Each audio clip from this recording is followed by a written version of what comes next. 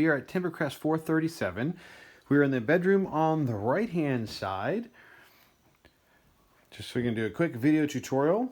Now, this is a Vizio smart-enabled television with a Sony DVD player, and the Cable One box. Make sure you got the green light on.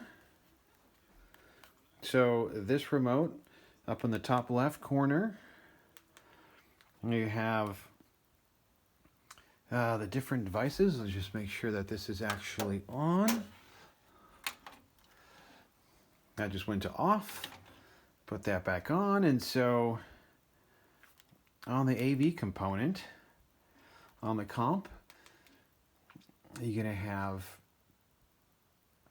the DVD player. And here where it says satellite, let's just hope that's actually satellite. So it is going to probably be HDMI 2. So HDMI 2 is your cable box. And being able to control that, you've got the Cable One remote right here. Straightforward, fairly simple to use.